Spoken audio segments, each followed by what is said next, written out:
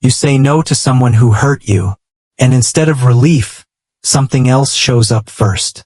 Guilt. Not sadness. Not anger. Guilt. As if you did something wrong. As if protecting yourself was the crime. You replay the conversation for hours. You wonder if you were too harsh. You almost text back, sorry, for a boundary you had every right to set. Why does your mind punish you for protecting yourself? That question is where we start. Think about the last time you set a boundary with someone who hurt you. Maybe it was a parent who dismissed your feelings for years.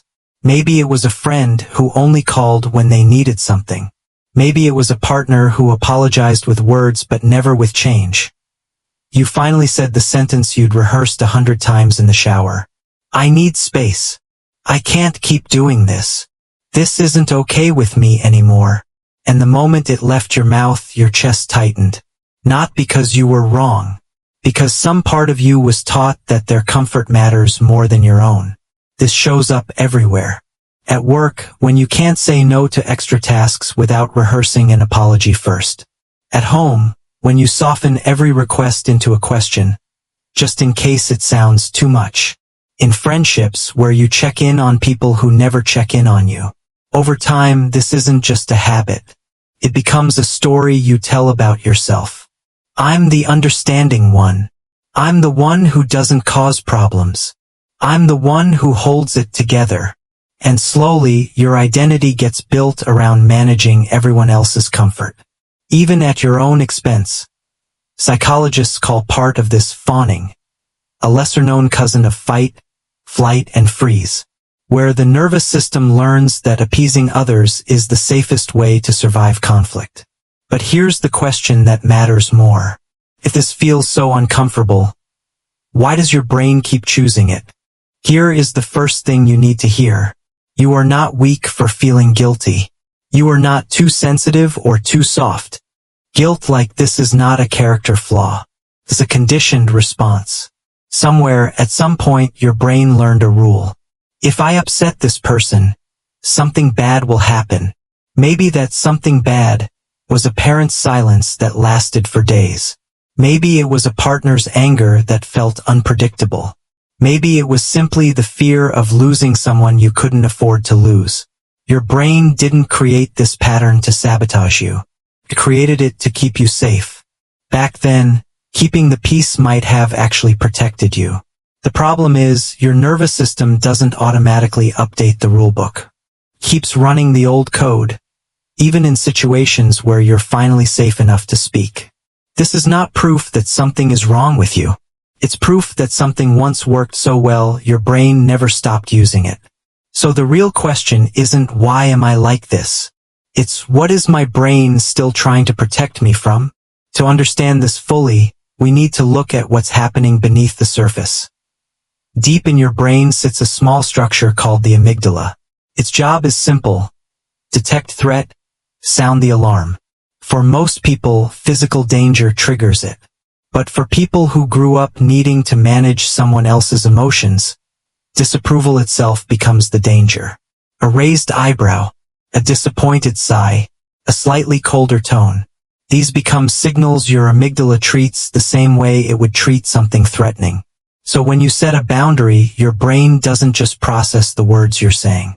It scans the other person's face, the pause before they respond, the shift in their posture.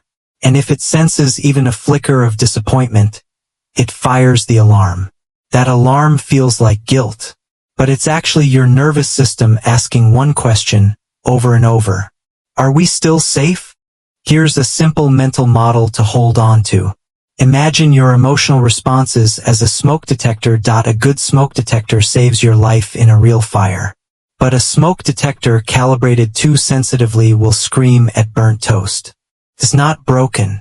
It's just miscalibrated for the environment you're in now. Your guilt isn't lying to you about danger existing. It's reacting to an environment that no longer exists the way it used to. So how do you recalibrate something that's been running since childhood? Not by forcing yourself to just stop caring. That's not how the brain works, and deep down you already know that. Instead, here are 5 principles, each one rooted in how your mind actually changes. 1. Name the guilt without obeying it. When guilt shows up, say quietly, "This is my alarm system, not a fact." Neuroscience shows that simply labeling an emotion reduces activity in the amygdala. This is called affect labeling. It moves the experience from raw reaction toward observation. Real-life example. Before replying to a text you feel guilty about, pause and think, "I notice guilt rising." Then respond anyway. 2.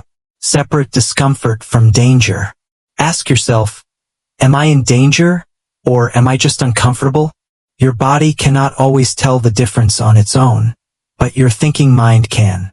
This activates your prefrontal cortex, the part responsible for reasoning, which can override the amygdala's panic. Real-life example.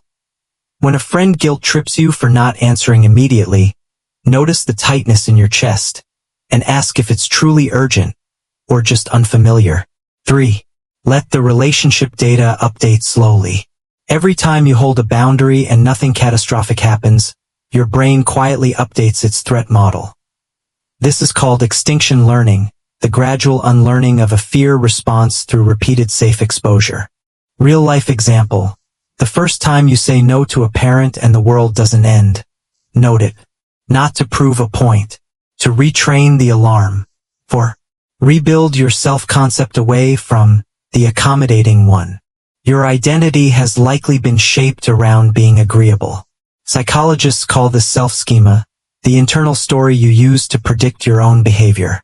If your schema says, "I am someone who avoids conflict," your brain will keep generating guilt to match that story. Real-life example.